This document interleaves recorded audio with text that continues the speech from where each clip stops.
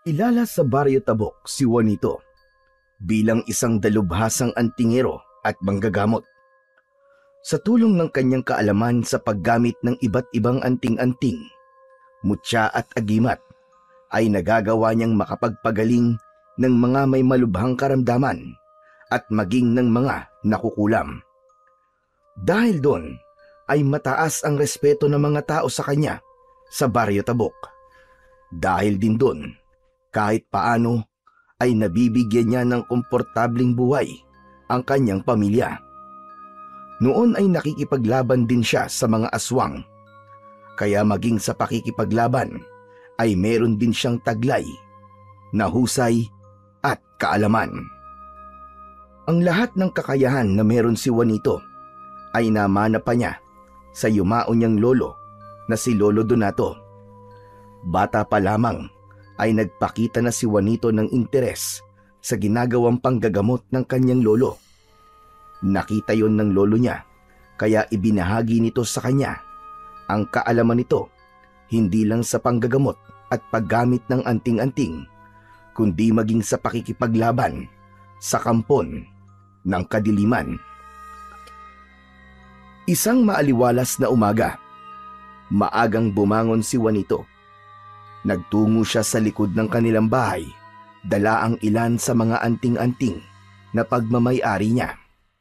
Nakasanayan na niya na dasalan ang mga yon sa umaga upang mas maging epektibo at malakas ang kapangyarihan ng mga yon.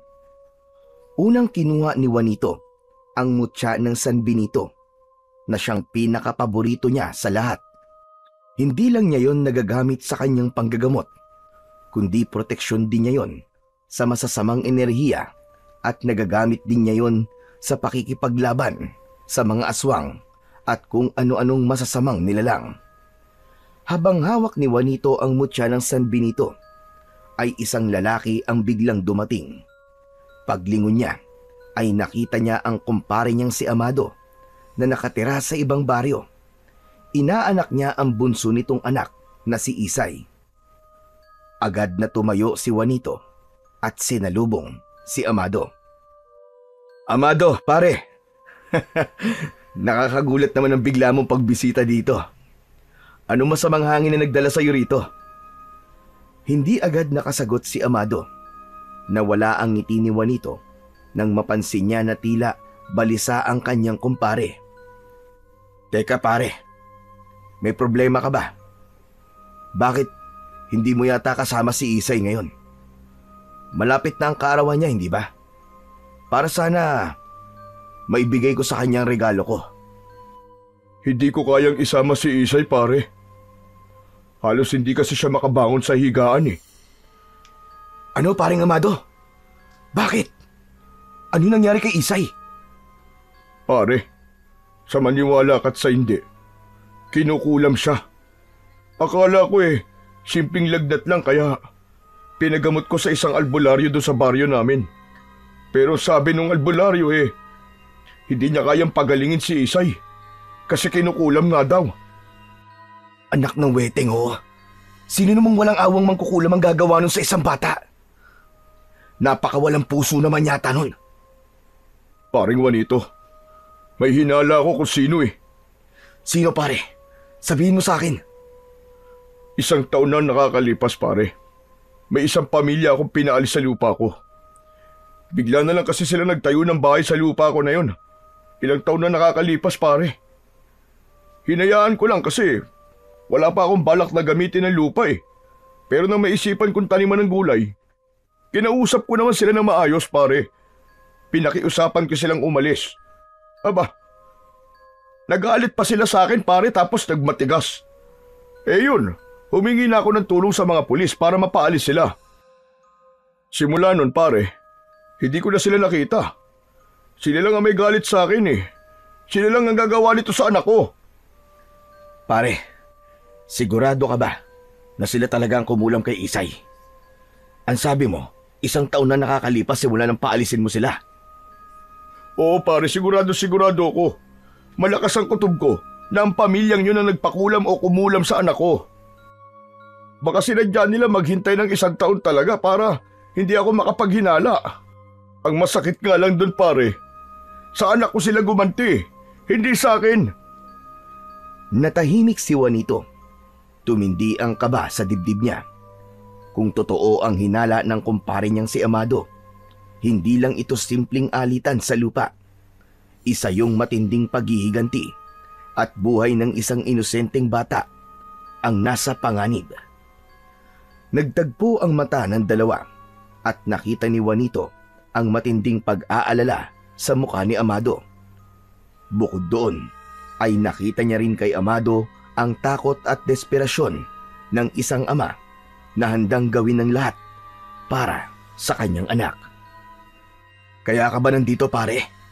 Ay para humingi ng tulong sa akin? Oo pare, ikaw lang ang kilala ko makakatulong kay Isay eh. Wala nang ibang natitirang paraan kundi ang gamutin mo siya. Gamutin mo ang inaanak mo pare, kaya nagmamakaawa naman ako sa'yo. Iligtas mo ang anak ko. Hirap na siya pare. Halos hindi na siya nakakakain at hindi na makatulog. Kung hindi tayo kikilos pare, baka mas lumala pa ang pangyayari. Ayoko mawala ang anak ko pare. Tulungan mo ang inaanak mo. Pare, kumalma ka. Huwag ka magsalita ng ganyan. Hindi mo na kailangan makiusap sa akin dahil tutulungan ko kayo ni Isay. Hindi ako papayag na may mangyaring masama sa bata, pare. Makikitang mabilis na bumaha ng pag-asa sa mukha ni Amado. Hindi nito napigilang lumapit at mahigpit na hawakan ang balikat ni Juanito. Pare, maraming salamat talaga. Hindi ko na alam ang gagawin ko kung wala ka, pare. Sandali lang, pare. Iahanda ko lang ang mga gamit ko. Pagkatapos ay magpupunta na tayo sa inyo para matingnan at magamot ko na si Isay. Walang naging pag-aalinlangan si Juanito at alam niya sa sarili na mapapagaling niya ang kanyang inaanak. Agad na pumasok si Juanito sa bahay nila at dumiretso sa silid niya. Mabilis niyang inihanda ang mga gamit niya sa panggagamot. Inilagay niya ang iba't ibang mutya, langis at halamang gamot na ginagamit niya sa kanyang panggagamot. Kinuha rin niya ang kanyang mga orasyon na nakasulat sa tinuping papel. Habang abala siya sa pag-aayos ng kanyang dala, biglang sumilip ang kanyang ina sa pinto at tinanong nito kung saan siya magtutungo. Nay, pupunta lang po ako kina paring Amado. Kinukulam daw po si Isay. Hindi na halos makabangon. Kaya pupuntahan ko siya ngayon para subukan siyang pagalingin. Huwag po kayong mag-alala, Nay. Gagawin ko po ang lahat para mailigtas ko si Isay. Tumango ang matanda at hinaplos ang pisngi ng anak bago siya tuluyang lumabas ng silid habang nakasukbit sa likod niya ang isang bag na naglalaman ng mga gamit na kakailanganin niya. Sa labas ay nakita ni Juanito ang kumpare niyang si Amado na nakasandal sa puno ng mangga habang abala sa paninigarilyo. Malalim ang iniisip nito at bakas sa mukha ang pagod at matinding pag-aalala. Nang makita nito si Juanito, ay itinapon nito ang sigarilyo sa lupa at inapakan yon. Lumapit naman si Juanito at tumango. Tayo na pare, mabutit nagpunta ka rito ng maaga kasi panigurado mamaya ay marami ng tao rito na magpapagamot sa akin. Tumango si Amado at agad na naglakad kasabay niya palabas ng bakuran. Habang naglalakad, hindi maiwasang bumalik sa alaala ni Juanito kung paano sila naging magkaibigan ni Amado. Pareho silang lumaki sa iisang bayan at sabay na nagbinata. Nung bata pa sila, ay madalas silang maglaro sa gubat, maghanap ng prutas at manghuli ng isda sa ilog. Kapwa sila walang kapatid, kaya nakuha nila ang loob ng isa't isa. Nang umibig si Amado sa babaeng naging asawa nito, ay nahihiya pa nga noon si Amado na ligawan nito. Si Juanito ang nagtulak kay Amado at naging tulay na ligawan nito hanggang sa maging magkasintahan ang dalawa. Nang dumating si Isay sa buhay ni Amado, ay isa si Juanito sa labis na natuwa Kaya naman, isa siya sa pinili ni Amado na maging ninong ng bata. Mula noon, hindi na nabago ang kanilang samahan. Kahit hindi na sila madalas magkita mula nang itinuon ni Juanito ang sarili sa panggagamot, ay hindi na wala ang tiwala at respeto nila sa isa't isa. Kaya naman, sa kabila ng kinakaharap nilang pagsubok, batid ni Juanito na kailangan niyang patunayan ang kanyang kakayahan, hindi lamang bilang isang manggagamot, kundi bilang isang tunay na kaibigan at ninong na handang ipaglaban ang buhay na kanyang inaanak.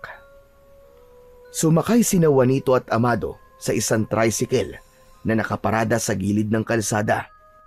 Agad nilang sinabi sa driver ang direksyon patungo sa bahay ni Amado.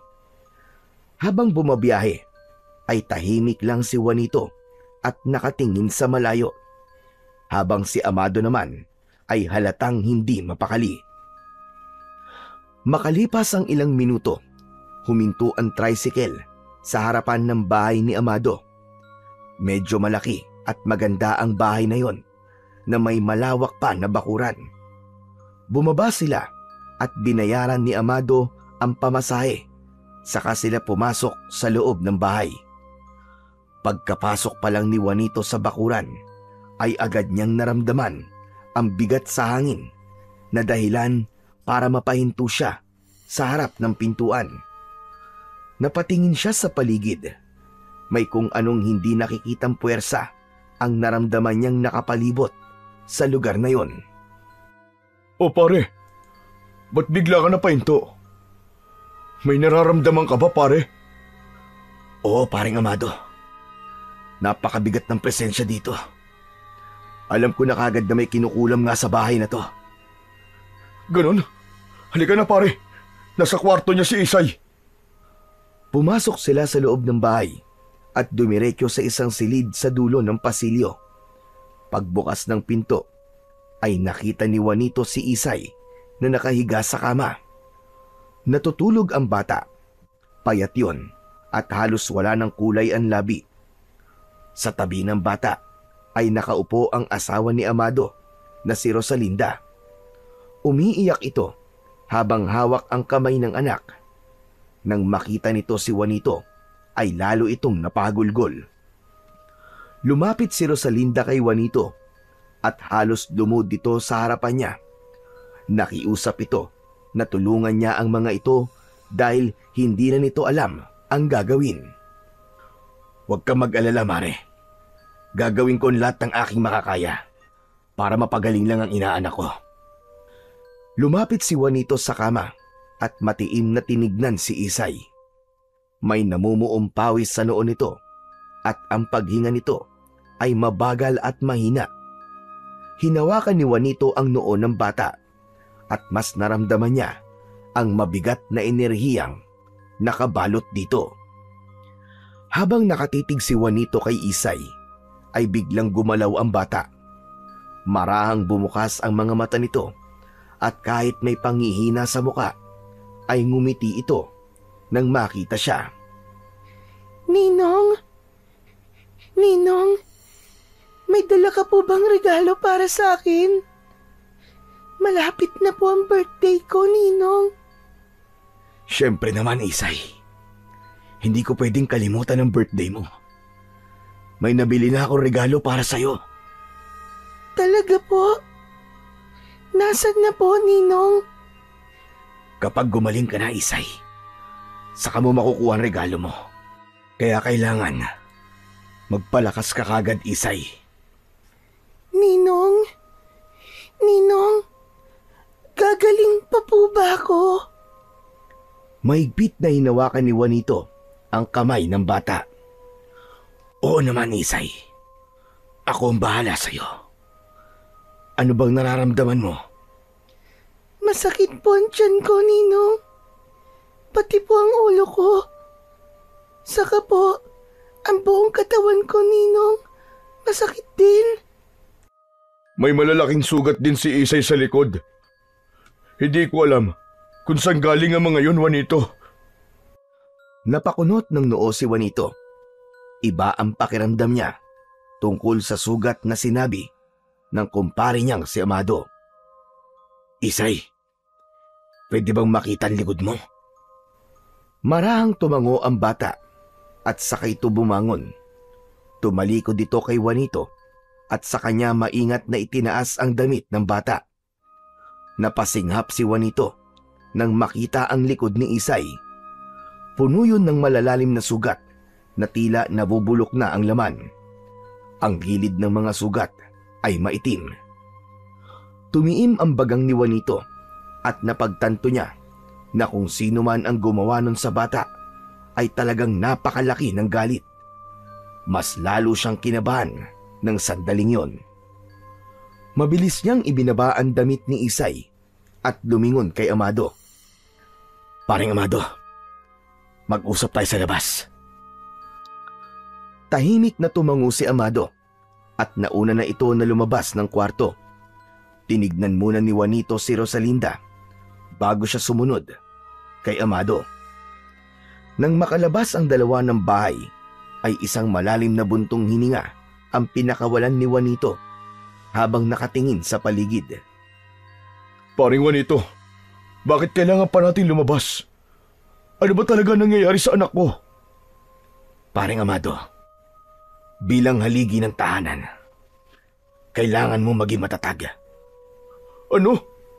Anong ibig mo sabihin, pare?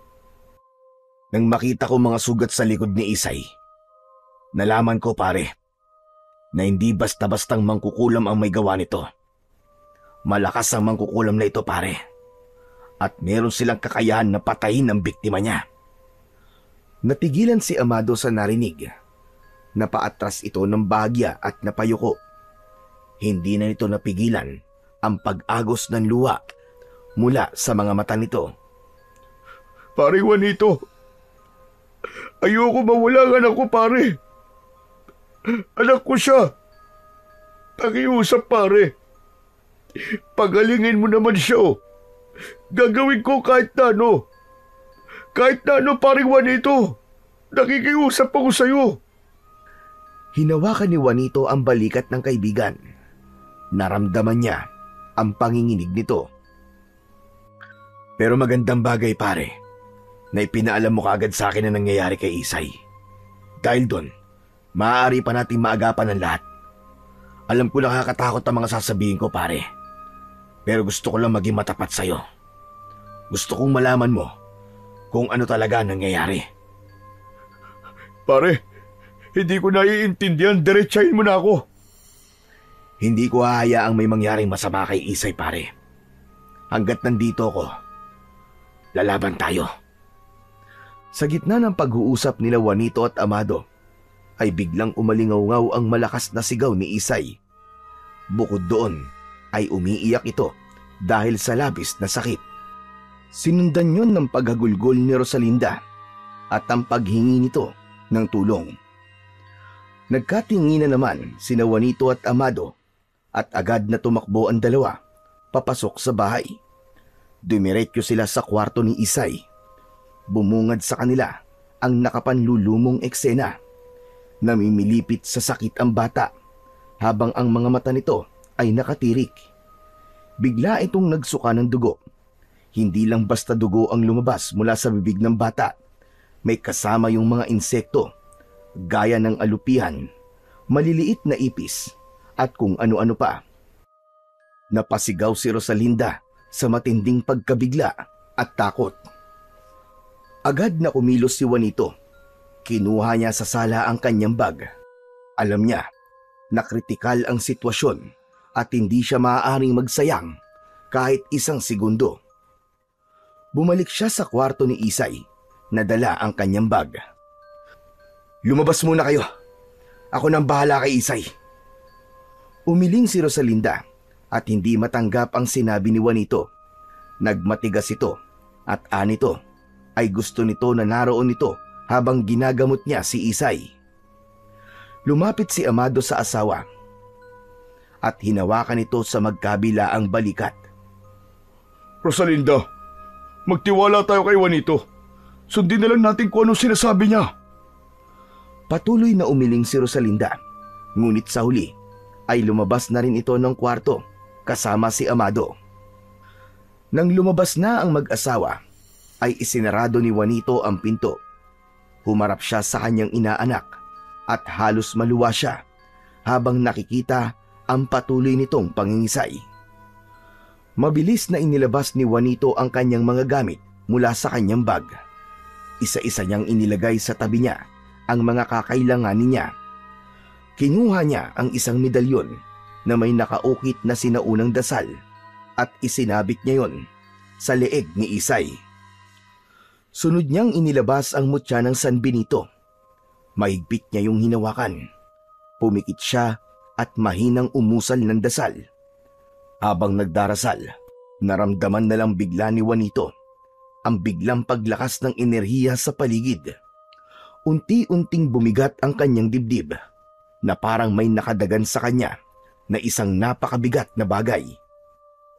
Sa pagmulat ng mga mata ni Juanito, ay inilapat niya ang mutya ng San Benito sa noo ni Isay. Kasunod noon ay para siyang hinihigop patungo sa isang madilim at malamig na espasyo. Biglang nanigas ang katawan ng bata. Umunat ang mga paa at kamay nito habang nakatirik ang mga mata. Alam ni Juanito na sa sandaling yun ay nagawa na niyang ikonekta ang sarili niya sa mangkukulam na kumukulam sa inaanak niya. Malakas na tumawa si Isay, pero ang boses na lumalabas sa bibig nito ay boses ng isang matandang lalaki. "Sino kang hayop ka? Bakit mo to ginagawa sa batang ito?" Hindi ako magpapakilala sa'yo. Pero ito ang sasabihin ko sa'yo. Hindi mo ako mapipigilan. Papatayin ko ang batang ito. Papatayin ko siya. Ang batang ito ang magbabayad sa kasalanan ng tatay niya. Demonyo ka! Bakit? Anong kasalanan ni Amado sa'yo? Bakit mo kailangang idamay ang kanyang anak? Masama ang ugali ng tatay ng batang ito. Isa siyang walang kwentang tao. Gusto kong maramdaman niya kung paano mawalan ng mahal sa buhay. Kaya papatayin ko ang anak niya. Umigting ang panga ni Juanito.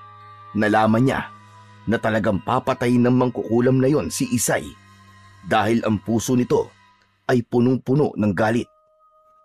Ipinagdiinan ni Juanito ang mutya ng San Benito sa noo ni Isay. Napasigaw si Isay, pero alam niya na hindi ang bata ang nasasaktan, kundi ang mismong mangkukulam. Aray ko! Walang iya ka! Itigil mo yan! Masakit! Nagsimulang manginig ang buong katawan ng bata na para bang nilalamon ito ng apoy. "Lubayan mo ang bata! Kung hindi, ako mismo ang papatay sa iyong demonyo ka!" Hindi mo malalaman kung nasaan ako! Hindi mo malalaman! Kahit hindi kita makitang diablong buang ka, kaya kitang patayin. Huwag mo akong subukan. Mas marami akong kayang gawin kesa sa'yo. Buong puwersang idiniin pa ni Juanito ang mutya ng San Benito sa noo ni Isay. Muli itong napasigaw ng napakalakas. Naglalaway na ito sa labis na sakit.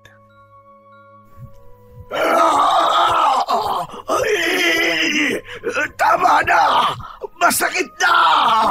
Ayoko na! Maawa ka sa akin! Huwag mo kong papatayin! Una! Titigilan ko na ang bata!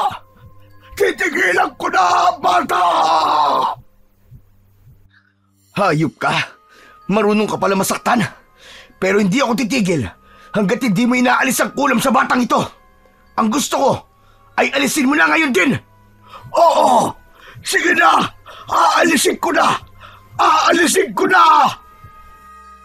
Matapos yun ay naramdaman ni Juanito na nawala na ang mabigat na enerhiyang nakabalot kay Isay at maging sa buong bahay. Hindi niya na naramdaman ang presensya ng mangkukulam sa kanyang inaanak. Dahil doon ay inalis na niya ang mutya sa noo ni Isay. Unti-unting bumukas ang mga mata ng bata.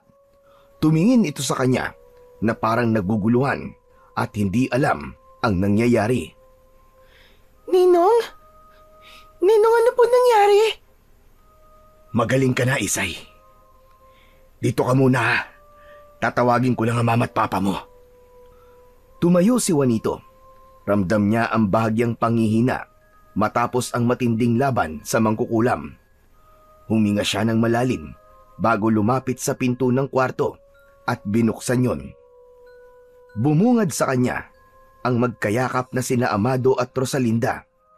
Kapwa umiiyak ang dalawa. Pare, ano nangyari kay Isay?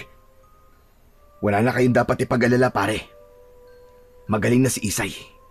Nilubayan na siya ng mangkukulam. Pwede niyo na siyang makita.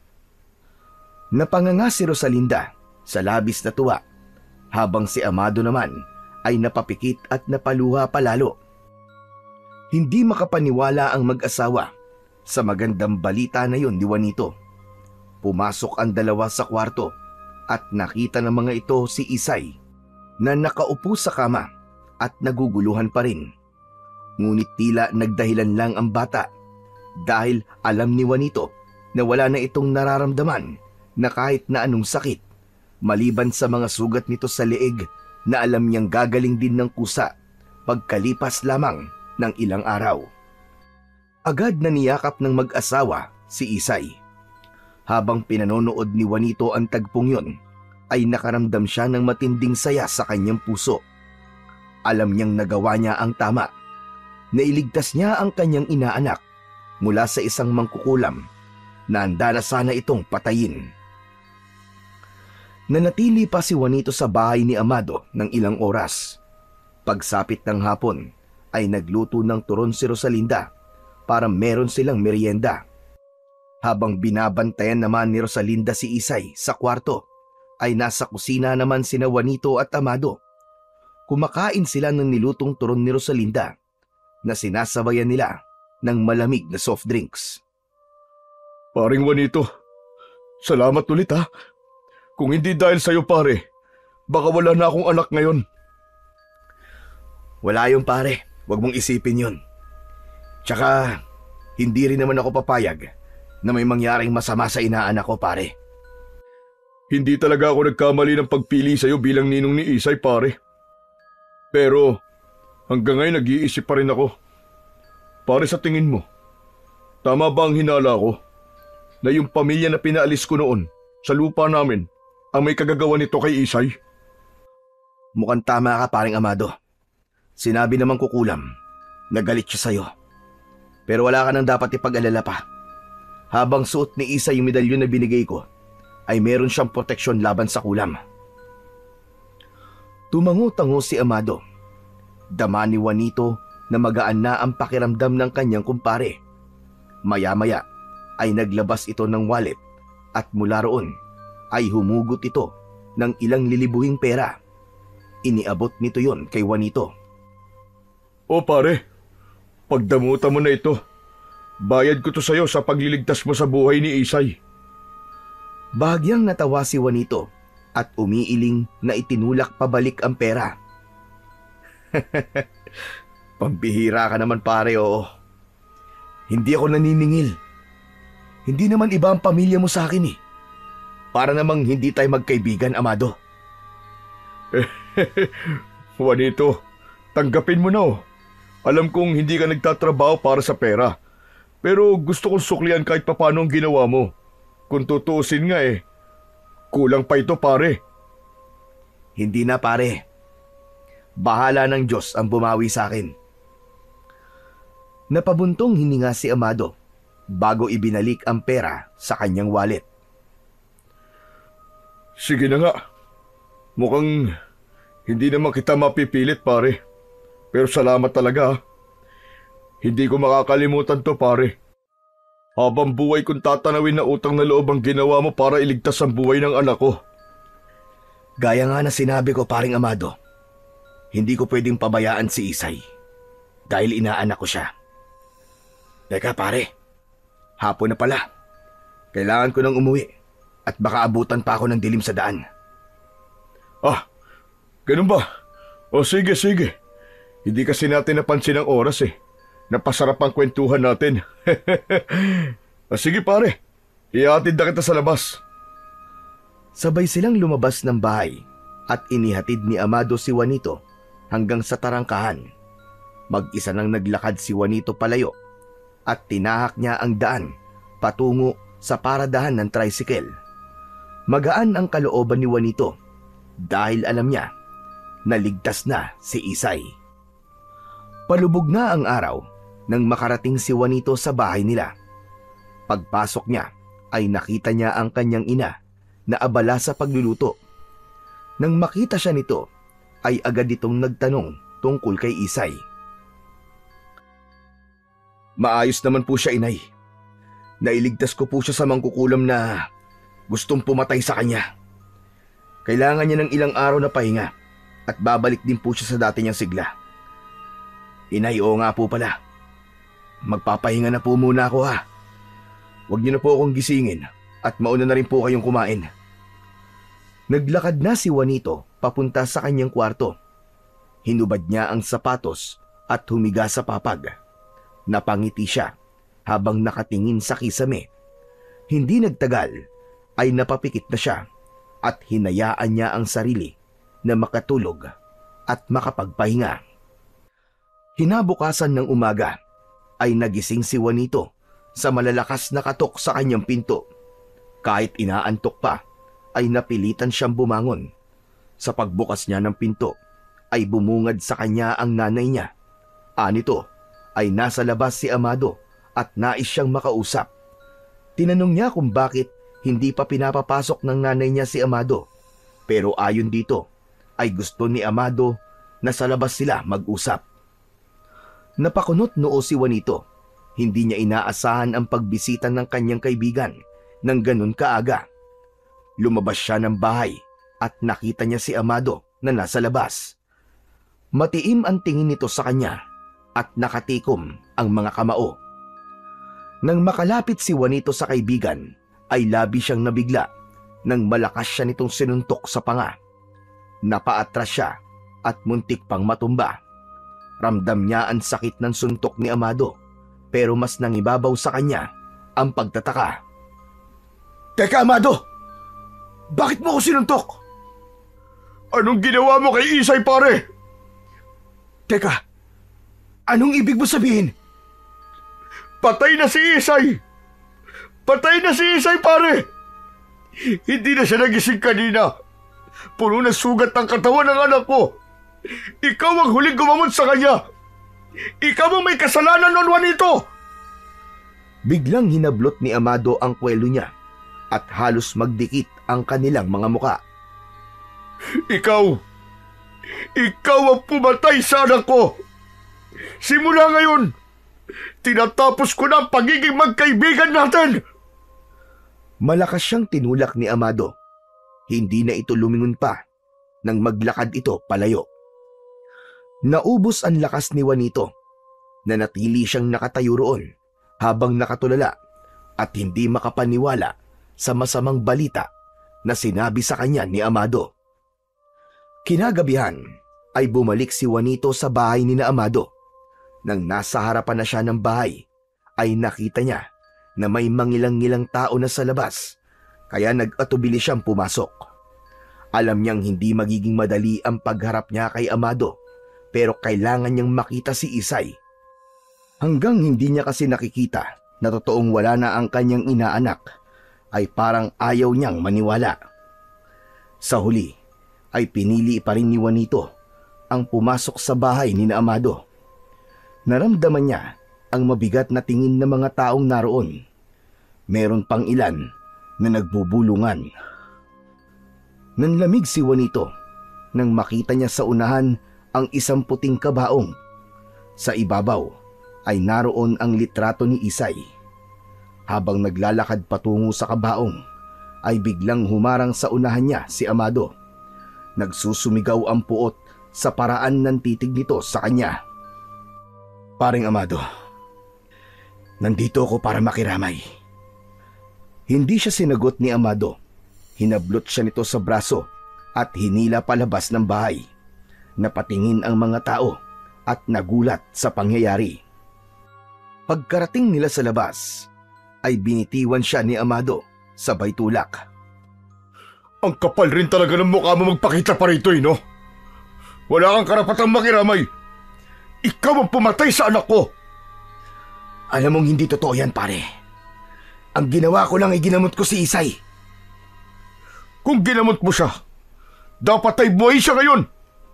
At pwede ba, wag mo na akong tawagin, pare. Wala akong kaibigang mamamatay tao. Hindi ko pinatay si Isay, Amado. Kahit ako'y nagtataka kung ano nangyari sa kanya. Hayaan mo kong alamin kung bakit namatay si Isay. Wala na akong balak na alamin pa ang dahilan ng pagkamatay ng anak ko. Dahil hindi naman nun mababalik ang buhay niya. Basta ang alam ko, ikaw ang pumatay sa kanya.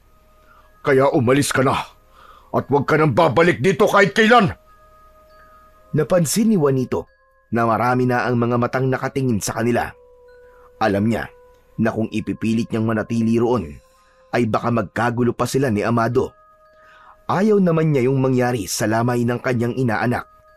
Kaya kahit nais niyang magpaliwanag pa kay Amado, ay mas pinili na lang niya na umalis. Habang naglalakad, ay iniisip ni Juanito ang nangyari kay Isay. Sigurado siya na wala siyang ginawang mali nang gamutin niya ang bata. Alam niya rin na itinigil na ng mangkukulam ang pagkulam kay Isay. Kaya ang pagkamatay nito ay isang napakalaking palaisipan para sa kanya. Mabilis na kumalat ang usap-usapan sa buong baryo at sa mga karatig panlugar tungkol sa pagkamatay ni Isay. Walang ibang sinisisi ang mga tao kundi si Juanito. Ang dating respeto sa kanya bilang isang manggagamot at antingero ay napalitan ng pagdududa at takot.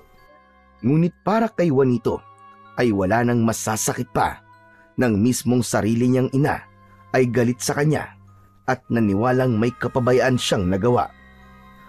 Dahil doon, unti-unting sumiksik sa isipan ni Juanito na baka nga kasalanan niya ang lahat. Paulit-ulit niyang inilala ang ginawa niya kay Isay. Pilit niyang hinanap ang posibleng pagkakamali na nagawa niya. Nawalan na rin si Juanito ng gana sa panggagamot dahil natakot siya na baka maulit ang nangyari kay Isay.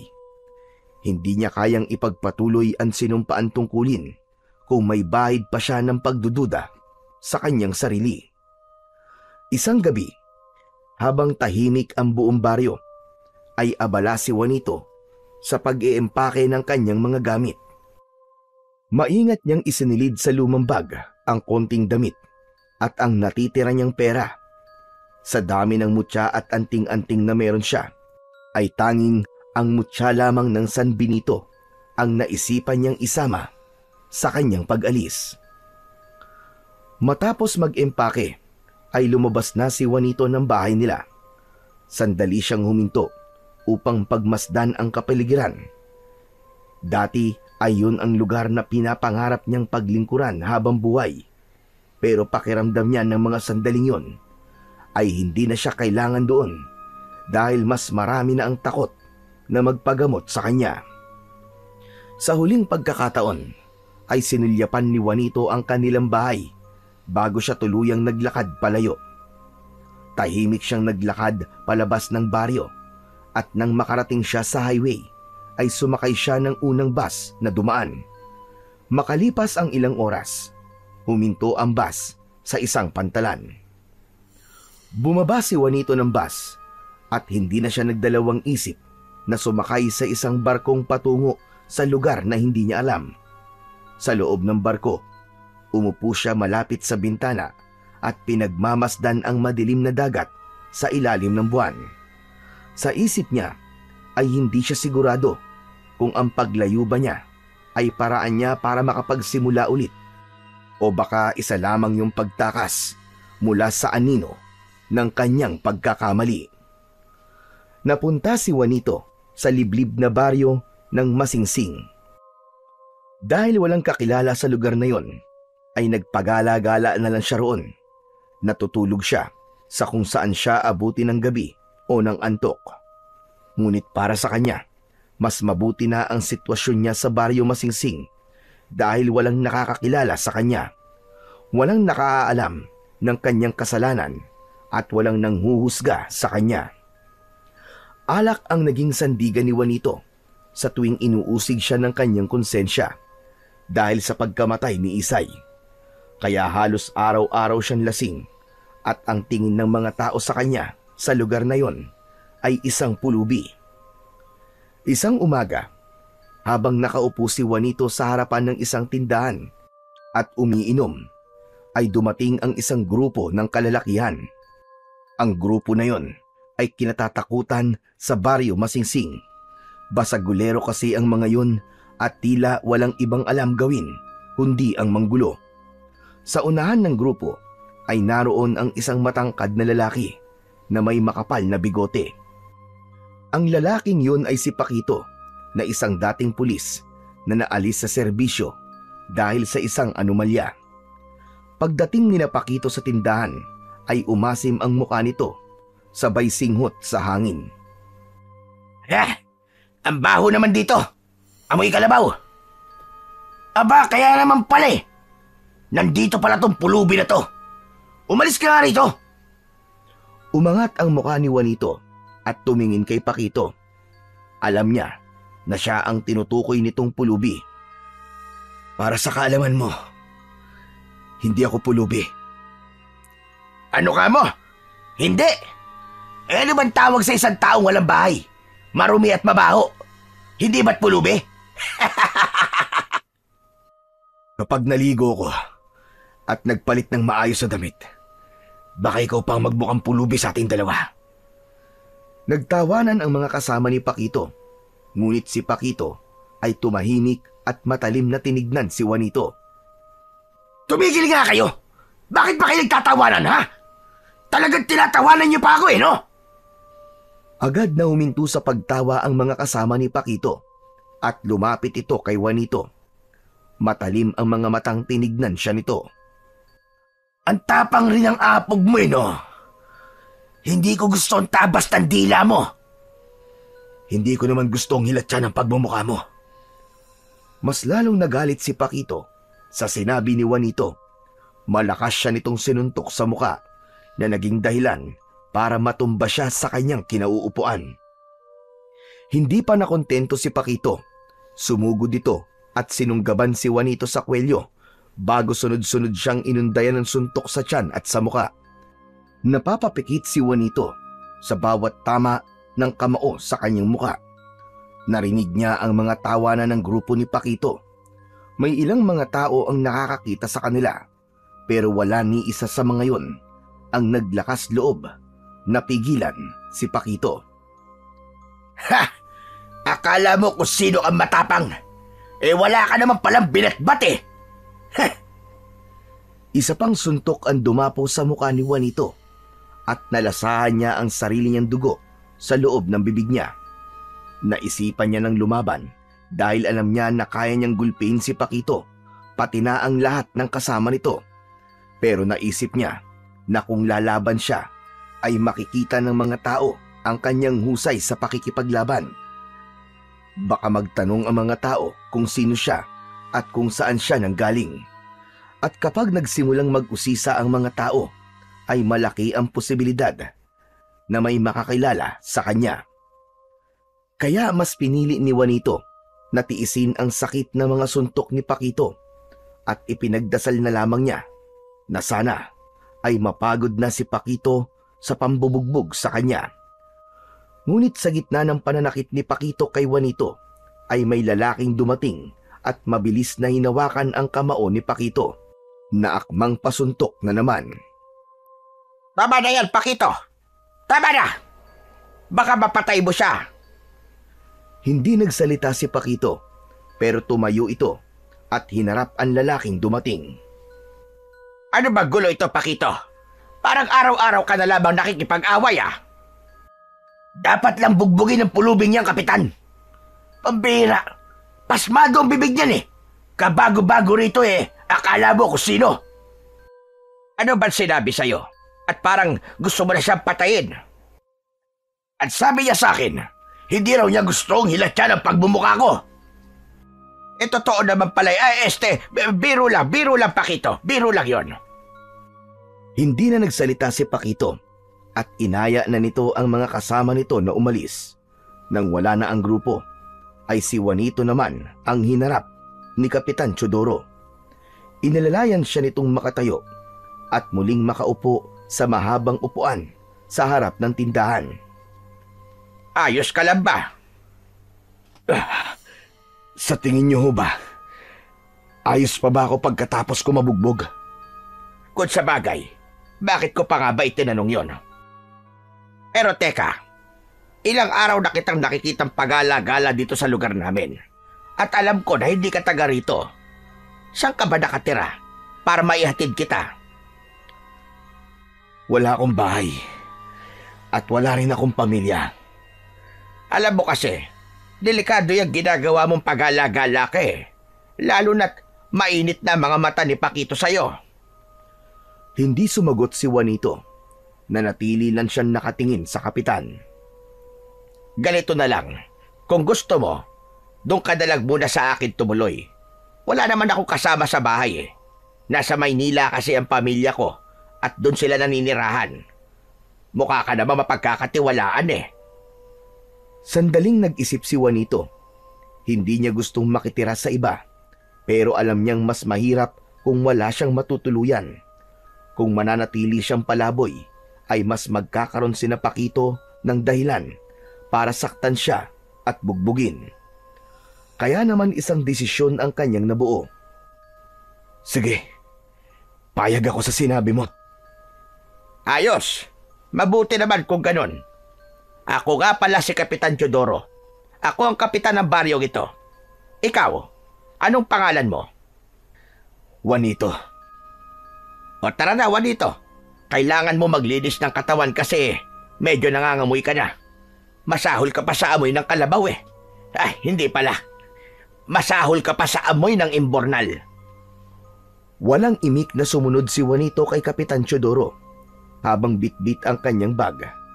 Naramdaman niya na nais lang siya nitong tulungan at tila wala naman itong masamang balak sa kanya, kaya sumama na lamang siya sa lalaki. Makalipas ang ilang minutong paglalakad, ay nakarating na sina Juanito sa bahay ni Kapitan Teodoro. Isa yung bahay na may tamang laki at gawa sa matibay na kahoy. Meron yung malalaking bintana at ang bahay at bakuran ay napaliligiran ng bakod na gawa sa kawayan. Binuksan ni Kapitan Teodoro ang pinto. O, dali na! Pasok ka, Juanito! Pasok! Huwag kang mahiya! Dahan-dahang pumasok si Juanito. Malinis at presko ang loob ng bahay. Sa dingding ay may mga nakasabit na lumang larawan ng pamilya ni Kapitan Teodoro. Juanito, doon nga pala ang banyohan eh. Maligo ka na muna. Halos 1 linggo na kitang nakikitang pagala-gala kaya malamang hindi ka pa nakakaligo. Ikukuha na rin kita ng malinis na damit. Maraming salamat po, Kap. Nagtungo si Juanito sa banyo. Sa loob ay may drum ng tubig, timba at isang tabo. Hinubad niya ang lahat ng kanyang damit at nag-umpisang maligo. Nang dumampi ang malamig na tubig sa kanyang balat, ay napapikit siya.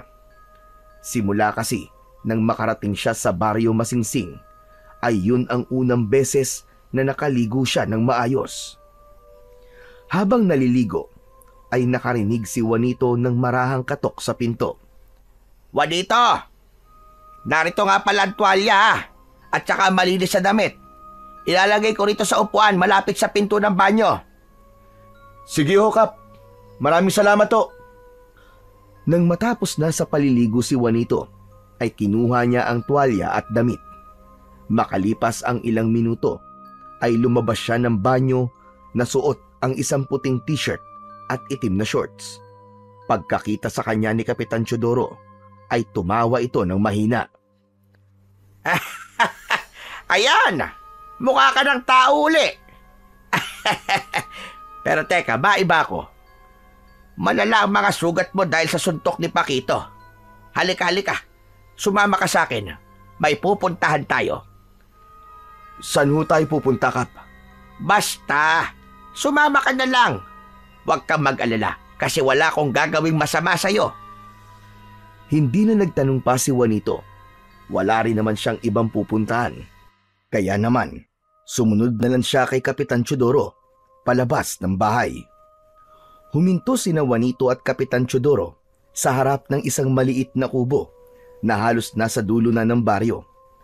Kinatok ng kapitan ang pinto ng kubo. Apo Julio! Apo Julio, nandyan ho ba kayo? Ilang sandali ay bumukas ang pinto at lumabas ang isang matandang lalaki. Payat ito at bahagyang nakukuba na ang likod. Mahaba ang puti nitong buhok na nakapusod sa likod. Aba, ikaw pala yan, Kapitan Teodoro. Ano sadya mo? Apo Julio, ito pala si Juanito. Bagong kasama ko sa bahay. Napagtripan kasi ito ni Pakito kaya bugbog sarado ang muka. Naisip ko na dadalhin siya rito para magamot nyo. Ay nako, sakit talaga sa ulo yan si Pakito dito sa Masingsing. Sinabi nyo pa. O Juanito, yan si Apong Julio. Siya ang pinakamagaling at nag-iisang albularyo rito sa baryo Masingsing. Kaya naman pala pinakamagaling kasi nag-iisa lang. May sinasabi ka ba, Juanito? Baka gusto mong sundan ko ang pambubugbog sa ni Pakito? Hindi, Apo Julio. Nagbibiro lamang siya. Masyado mapagbiro ito eh. Bahagyang naningkit ang mga mata ng matanda bago sila nito pinapasok sa kubo nito. Sa pagpasok nila ay agad na naamoy ni Juanito ang insenso at mga pinatuyong halamang gamot. May mga botelya ng langis sa isang istante. Umupo sila sa isang bangkong kawayan habang inihahanda naman ni Apong Julio ang mga gamit nito. Hindi nagtagal ay nilinis na ng albularyo ang mga sugat ni Juanito gamit ang pinaghalong langis at dinikdik na dahon. Nang dumampi ang gamot sa mga sugat at pasa ni Juanito, ay nakaramdam siya ng hapdi. Habang ginagamot siya, ay napatingin siya sa paligid at biglang bumalik sa kanyang alaala ang iniwan niyang buhay sa baryo nila. Dahil gaya ni Apong Julio, ay isa rin siyang manggagamot sa lugar nila. Nang matapos ng linisin at gamutin ni Apong Julio ang mga sugat at pasa ni Juanito, ay saka lang ito muling nagsalita. Malamang ay lalagnatin ka mamaya. Pakuluan mo ang dahon ng lagundi at inumin mo ang pinagkuluan para bumaba ang init ng katawan mo. Salamat po, Apong Julio. Talagang pagdating talaga sa ganitong bagay ay maaasahan kayo. Eto po, pang merienda nyo man lang. Inabot ni Kapitan Teodoro ang isang papel na pera kay Apong Julio. Hindi ko kailangan ng bayad. Ang tungkulin ko ay tumulong at hindi magnegosyo. Alam ko naman po yon, Apong Julio. Pero kunin nyo na rin ito. Pandagdag man lang sa pambili nyo ng bigas o ng kung ano. Saglit na tinignan ni Apong Julio ang pera. Saka ito marahang tumango at tinanggap yon. Matapos yon ay tumayo na sina Kapitan Teodoro at Juanito at nagpaalam na sa matanda. Habang naglalakad pabalik sa bahay ni Kapitan Teodoro, ay tahimik lang si Juanito habang iniisip niya na mukhang hindi siya nagkamali na pinagkatiwalaan si Kapitan Teodoro dahil ramdam niya ang sinseridad nitong tulungan siya. Simula noon ay sa bahay na ni Kapitan Teodoro na nirahan si Juanito. Hindi siya sinabihan ng kapitan na tumulong sa mga gawain pero kusa na lang kumilos si Juanito. Tuwing umaga, maaga siyang nagigising para magwalis sa bakuran. Sinisigurado niyang malinis ang harapan ng bahay bago pa man lumabas si Kapitan Teodoro. Bukod doon ay nagluluto rin siya at naglalaba. Hanggang isang umaga ay naabutan si Juanito ni Kapitan Teodoro na nagwawalis sa labas. Aba, magandang umaga. Hindi ko akalaing may kasambahay na pala ako ngayon. Hindi naman po, Kapitan. Pasasalamat ko lang po ito sa pagkupkup niyo po sa akin. Alam mo, Juanito, hindi mo kailangan gawin ang lahat ng ito. Pinatira kita rito sa bahay ko kasi gusto kitang tulungan at hindi para gawing kasambahay. Alam ko naman po yung Kapitan Teodoro. Pero gusto ko po makatulong sa inyo kahit papano. Hindi ko po kayang tumanggap ng kabutihan nang hindi sinusuklian. Tumango ang kapitan at bahagyang napangiti. Sa unang pagkakataon, matapos niyang umalis sa kanilang baryo, ay nakaramdam si Juanito ng katahimikan sa kanyang puso. Inisip niya na maaari na talaga siyang magsimula ng panibagong buhay sa baryo Masingsing. Isang hapon ay nagpunta si Juanito sa poso na ilang bahay lamang ang layo mula sa bahay ni Kapitan Teodoro upang mag-igib. Habang abala siya sa pagbomba sa poso, ay nakarinig siya ng mga yabag sa kanyang likuran. Napalingon siya at agad niyang nakita si Paquito na may kasamang dalawang lalaking hindi niya kilala. Balita ko! Inampung ka na ni Kapitan Teodoro, ha? Hayop talaga yung kapitan na yan eh. Sobrang maawain sa mga pulubi. Ang dapat sa mga pulubi ay pinapalayas kasi mababaho sila. Napangisi ang dalawang kasama ni Paquito.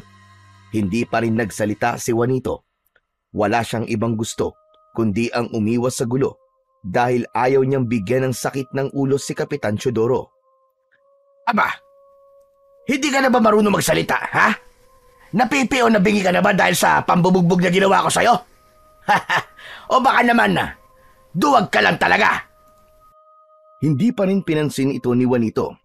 Tila nairita naman si Paquito sa hindi niya pagpansin dito, kaya malakas nitong sinipa ang isa sa mga timba niya. Natapon ang laman ng tubig. Humarap si Juanito kay Paquito at nilabanan niya ang matalim nitong tingin. Hindi ako bingi o pipi. Lalong-lalo nang hindi ako duwag. Sadyang wala lang akong oras para makipag-usap sa taong kagaya mo na utak-ampaw. Ha! Narinig niyo ba yon? Matapang ka na ngayon, ha? Sino ba pinagmamalaki mo, ha? Si Kapitan? Wala akong pakialam kay Kapitan Teodoro. Kahit pa doon ka nakatira. Hindi ako natatakot sa kanya. Kaya kitang bugbugin kahit ngayon din. Hindi mo yata ako nakikilala eh. Kilala kita, Paquito. Kilalang-kilala na kita. Alam ko kung sino ka. Isa kang dating pulis na tinanggal sa serbisyo. Dahil sa pangungutong na ginagawa mo, imbis na magsilbi ng tapat sa bayan. Halos sumabog ang mukha ni Paquito sa galit. Pakiramdam ni Juanito, anumang sandali ay susuntukin na siya nito. Ngunit lahat sila ay napalingon nang biglang dumating si Apo Julio na may dalang isang timba. Hoy, Paquito! Lubayan mo nga yan si Juanito! Puro na lang pakikipagbasagulo ang ginagawa nyo! Mga wala kayo magawa sa buhay! Tigilan mo siya! Ngumisi si Paquito at lumapit ito kay Apong Julio. Ano bang pakialam mo, tanda? Baka gusto mong pati ikaw ay bugbugin ko. Anong pakialam mo rito, ha? Matanda ka? Ikaw talaga, Paquito! Hindi ka na talaga magbabago! Para ka pa ring bata! Ang tanda-tanda mo na, pero para ka pa ring bata kung mag-isip! Aba, anong sinabi mo? Biglang nagdilim ang mukha ni Paquito. Mabilis nitong itinaas ang nakakuyom nitong kamao para suntukin si Apong Julio.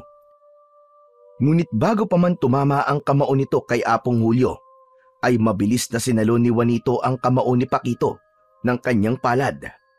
Pilit na inabante ni Paquito ang kamao nito, pero dahil sa lakas ni Juanito ay hindi ito nagtagumpay.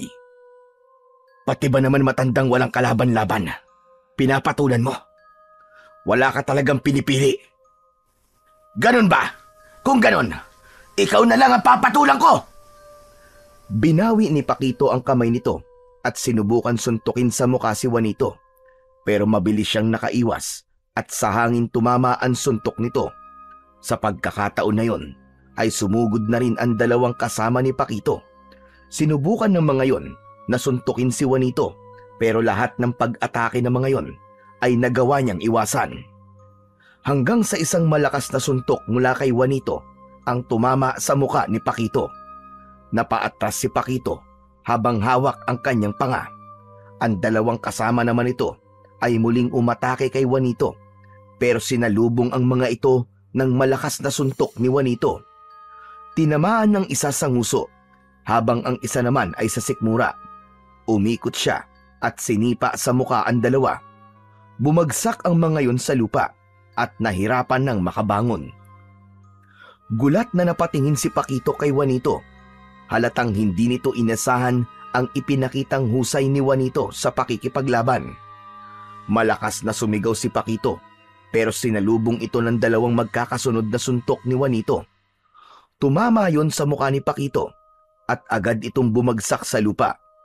Sisipain pa sana ito ni Juanito, pero nang iangat ni Paquito ang mukha niya, ay umiiyak na ito.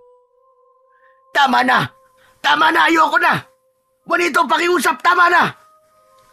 Sa pagkakataon na yon, ay humahangos na dumating si Kapitan Teodoro. Tama na yan!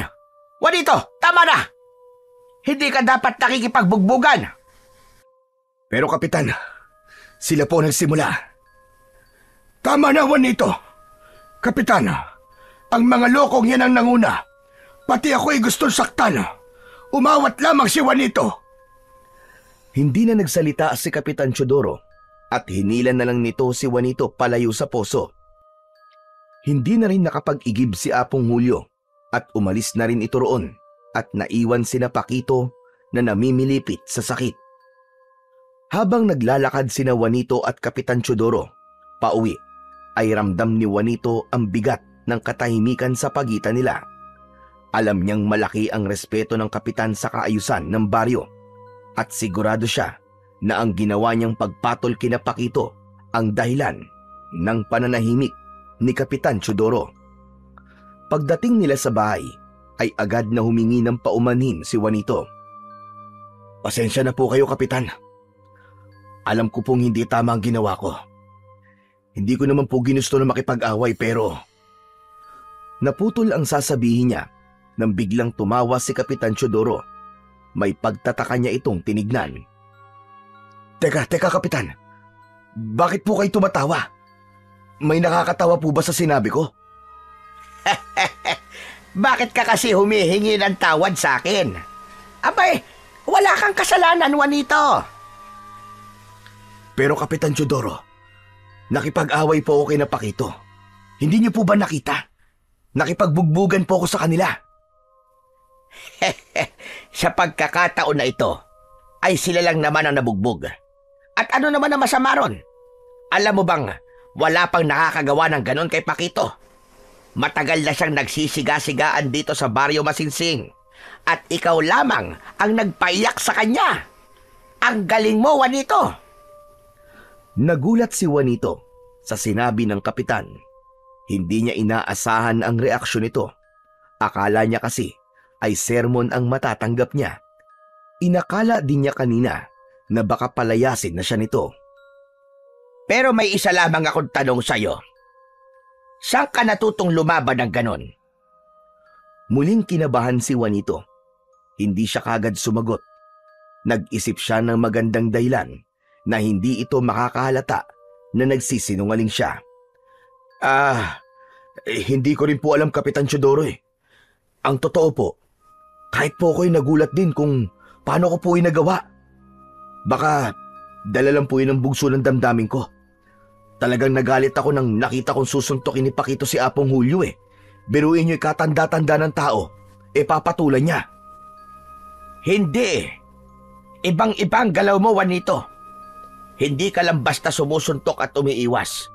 May diskarte ka. Parang biyasa ka talaga sa laban at dumaan sa matinding pagsasanay. Talaga ba, Kapitan? Hindi ko po alam na maganda palang galaw ko kapag nakikipaglaban. Naku, Kapitan. Pasensya na, sandali lang ho. May kailangan pa po akong gawin eh.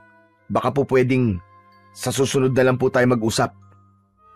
Hindi na hinintay ni Juanito ang sagot ni Kapitan Teodoro at mabilis siyang tumalikod at naglakad palayo.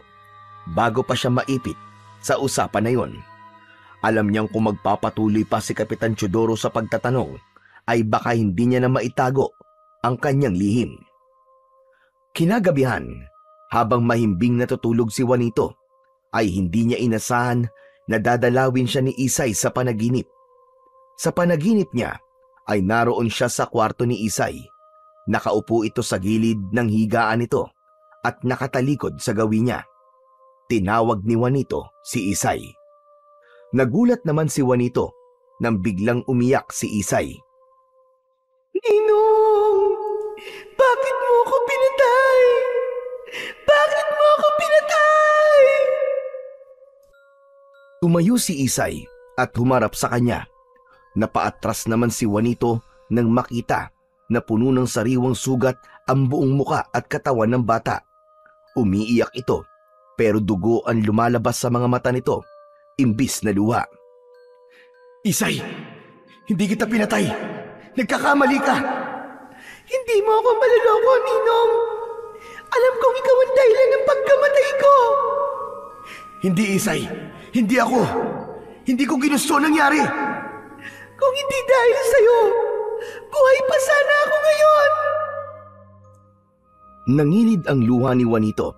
Lalapitan niya sana si Isay, ngunit unti-unting lumabo ang imahe nito hanggang sa tuluyan itong nawala sa kanyang paningin. Sa parting yun ng panaginip ni Juanito ay nagising na siya. Habol niya ang paghinga at tagaktak ng pawis ang kanyang noo. Hindi niya napigilan ang pagpatak ng kanyang mga luha. Sa utak niya ay paulit-ulit siyang humihingi ng tawad kay Isay kahit hindi siya sigurado kung siya nga ba talaga ang dahilan ng pagkamatay nito. Kinaumagahan ay naghain si Kapitan Teodoro ng sinangag, pritong itlog at tosino. Masarap ang pagkain nila, ngunit hindi magawang makakain ni Juanito. Nakatulala siya sa kawalan dahil hanggang sa oras na yon ay tumatakbo pa rin sa isip niya ang panaginip niya kagabi tungkol kay Isay. Napansin naman yun ni Kapitan Teodoro na nakatulala si Juanito. Tumikhim ito at napapitlag siya at agad na inayos ang sarili. Kinuha niya ang kutsara at sinubukang kumain. Ang lalim naman yata ng iniisip mo ngayon, Juanito. May problema ka ba? Wala naman po, Kapitan. Iniisip ko lang po yung nangyari kahapon. Hanggang ngayon na iniisip mo pa rin yun. Pambihira. Huwag mo nang isipin yun. Iniisip mo ba na baka balikan kanila Pakito? Aba, sa lakas ng iyak ni Pakito kahapon, sigurado kung takot na ang lokong yun sa'yo. Pilit nang umiti si Juanito. Nagkunwari na lang siyang may ganang kumain kahit halos hindi niya malunok ang pagkain.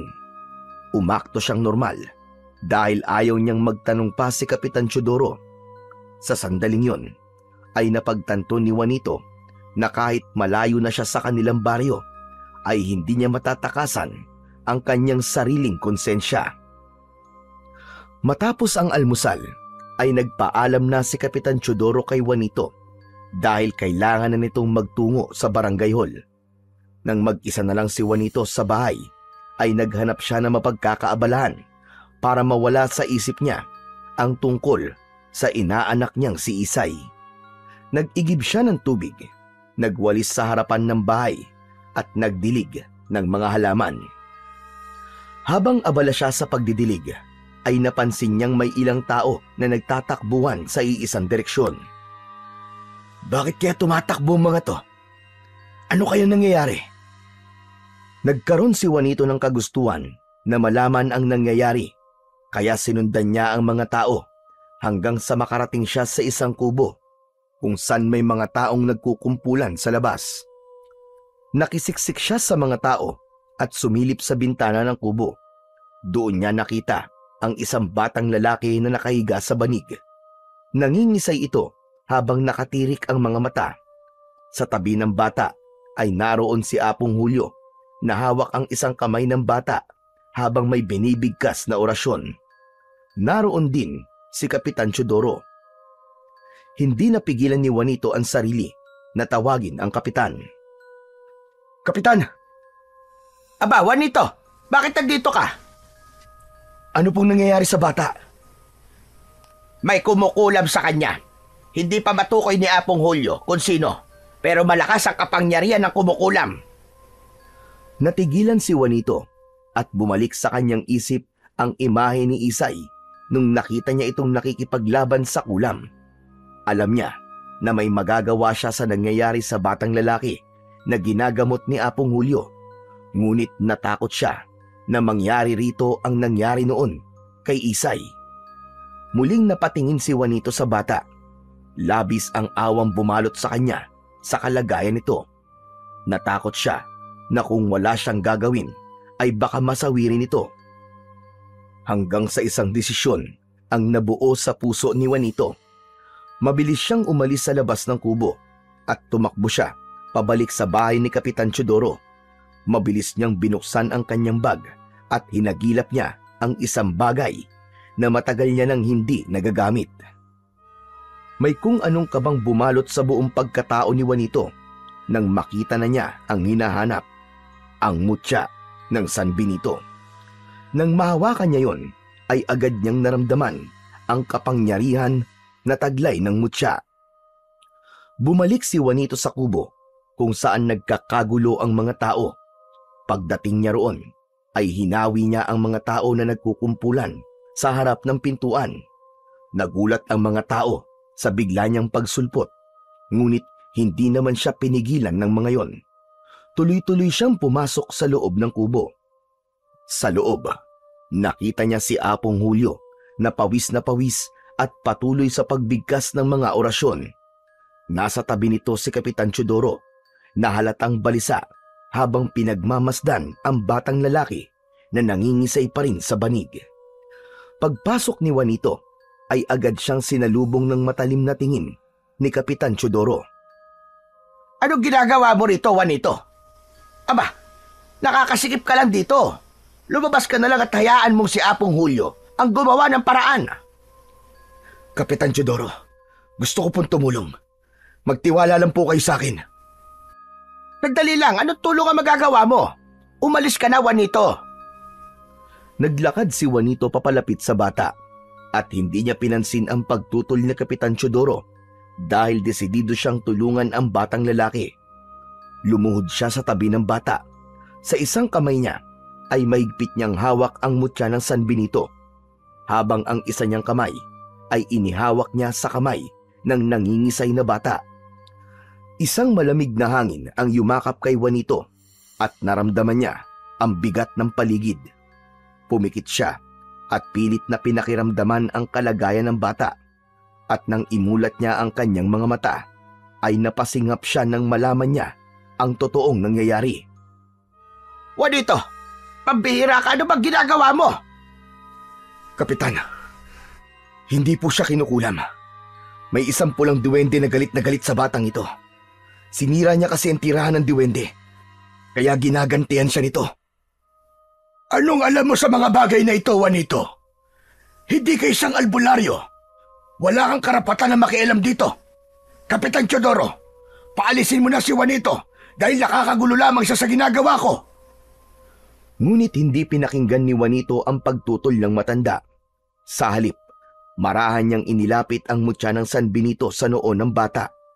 Pumikit siya at nagsimulang umusal ng isang dasal sa wikang Latin. Matapos na madasalan ang bata, ay naramdaman ni Juanito na naging normal na ang paligid at nawala na ang mabigat niyang pakiramdam. Kasunod nun ay nanlaki ang mga mata ng bata at huminto ito sa pangingisay. Isang malalim na paghinga ang pinakawalan nito at nagtataka itong napatingin sa paligid. Agad na humingi ng tubig ang bata dahil anito ay nauuhaw siya. Tapos na. Maayos na po siya. Hindi na siya magagambala ng duwende. Ang mga tao sa loob ng kubo ay napatingin kay Juanito na may halong pagtataka at paghanga sa kanilang mga muka. Maging si Kapitan Teodoro at Apong Julio ay hindi makapaniwala sa ginawa ni Juanito. Juanito, paano mo nagawa yon? Ngunit bago pa siya makapagtanong pa ng marami, mabilis na lumingon si Juanito at nagmamadaling lumabas ng kubo. Hindi niya alam kung kaya niyang sagutin ang mga tanong ng kapitan. Hindi pa siya handa. Ang alam lang niya ngayon ay isang lihim na naman sa kanyang pagkatao, ang kanyang ibinunyag. Pagkarating ni Juanito sa bahay ni Kapitan Teodoro, ay agad siyang dumiretso sa kusina at kumuha ng isang basong tubig. Matapos niyang uminom, ay pinilit niyang pakalmahin ang sarili. Habang unti-unting bumabalik ang kanyang paghinga sa normal, ay napahawak siya sa kanyang noo. Doon niya napagtanto na sa ginawa niyang panggagamot sa bata, ay isiniwalat niya ang kanyang sarili sa buong baryo. Pero pumasok sa kanyang isipan ang larawan ng batang nangingisay sa banig. Kung hindi niya yun ginamot, ay baka lalong mas malala pa ang mangyari sa bata. Kaya pinilit niyang kumbinsihin ang sarili na tama lang ang kanyang ginawa. Nagulat si Juanito nang biglang dumating si Kapitan Teodoro. Seryoso ang mukha nitong lumapit sa kanya. Juanito, sino ka nga ba talaga? Hindi sumagot si Juanito. Nung una kitang nakitang nakipaglaban, ay nagulat ako sa husay mo. Maaari ko pang ipagsawalang bahala yon. Pero ang ginawa mong panggagamot kanina, hindi ko na pwedeng baliwalain yon. Hindi ako nanunumbat dahil bukal sa kalooban kong tumulong sa iyo, Juanito. Sa tingin ko naman, ay may karapatan ako malaman kung sino ka ban talaga. Malalim ang buntong hiningang pinakawalan ni Juanito. Alam niyang wala na siyang ibang pagpipilian, kundi ang magsabi ng totoo. Tama ka, Kapitan. Siguro nga ay dapat mong malaman kung sino ba talaga ako. Sa baryong pinanggalingan ko, ay isa akong kilalang antingero at manggagamot. Maraming humihingi ng tulong sa akin. At ginagawa ko ang lahat para matulungan sila. Pero isang araw, may isang batang babae na kinulam. Inaanak ko po ang batang yon. Ginamot ko siya. Akala ko ay napagaling ko na siya. Pero hindi na siya nagising kinaumagahan. Namatay siya na hindi ko alam kung may kinalaman ba ako sa pagkamatay niya o wala. Kaya't simula po noon, tinalikuran ko ng panggagamot. Iniwan ko ang aking baryo at dito ako nagpunta sa baryo Masingsing dahil gusto kong kalimutan ang lahat na nangyari sa lugar na yon. Ang plano ko ay kalimutan na rin ang panggagamot. Pero nung makita ko ang bata kanina, ay hindi ko napigilan ang aking sarili. Alam kong kaya ko siyang tulungan at hindi ko siya kayang makitang mamatay sa harapan ko. Isang buntong hininga ang pinakawalan ni Kapitan Teodoro bago ito tumango. Tama nga. Tama nga ang kutob ko sa iyo, Juanito. May kakaiba talaga sa iyo, kaya kita tinulungan. Kapitan, wala na sanang ibang makakaalam nito. Huwag niyo sanang sabihin kanino man kung sino akong talaga at kung ano ang kaya kong gawin. Huwag ka mag-alala. Makakaasa ka, Juanito, na hindi ko sasabihin sa iba mga sinabi mo sa akin. Salamat at nagtiwala ka sa akin na sabihin ng katotohanan.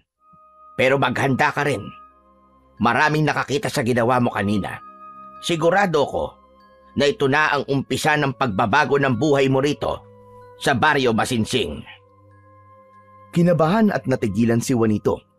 Hindi na niya kailangan pang itanong kay Kapitan Teodoro kung ano ang ibig nitong sabihin dahil agad niyang nakuha kung ano ang nais nitong tukuyin. Sa mga sumunod na araw ay napatunayan ni Juanito na hindi nga nagkamali si Kapitan Teodoro sa sinabi nito. Dumagsa ang mga tao sa bahay ng kapitan at lahat ay nais magpagamot kay Juanito. Nung una ay ayaw harapin ni Juanito ang mga tao. Nakakulong lang siya sa kwarto, ngunit hindi na nakatiis si Kapitan Teodoro at kinausap na siya nito. Juanito, wala ka nang magagawa. Hindi mo na maitatanggi kung sino kan talaga. Narito ang mga taong nangangailangan ng tulong mo. Ramdam ko na hindi sila aalis dito hanggat hindi mo sila ginagamot lahat. Hindi sumagot si Juanito. Nanatili siyang nakasiksik sa isang sulok. Ginamit mo ang kakayahan mo para iligtas ang isang bata. Huwag mong ipagkait ang biyayang ibinigay sa iyo ng Diyos, Juanito. May dahilan kung bakit sa iyo yan ibinigay. Naramdaman ni Juanito ang bigat ng mga salita ni Kapitan Teodoro. Hindi niya kayang itanggi na meron itong punto. Sa huli, kahit labag sa kanyang kalooban, ay lumabas na si Juanito at hinarap ang mga taong nais magpagamot sa kanya. Sa bawat sakit na nagagawang pagalingin ni Juanito, ay nadadagdagan ang paghanga ng mga taga-Baryo Masinsing sa kanyang husay. At lumipas pa nga ang ilang araw at mas dumami pa ang mga dumadayo sa bahay ni Kapitan Teodoro. Hindi lamang mula sa Baryo Masinsing, kundi pati sa mga kalapit na lugar. Isang umaga, habang naghahanda si Juanito sa panibagong araw ng panggagamot, ay dumating si Apong Julio. Sa pagpasok nito sa bahay ay isang makahulugang ngiti ang sumilay sa labi nito. "Oh, Apong Julio, kayo pala yan. Huwag niyo pong sabihin na magpapagamot din po kayo." Wala akong karamdaman, Juanito. Gusto ko lang sabihin sa'yo na ginulat mo kaming lahat sa kakayahan at galing mo sa panggagamot. Patawad po, Apong Julio. Hindi ko po sinasadyang agawan kayo ng trabaho rito sa baryo.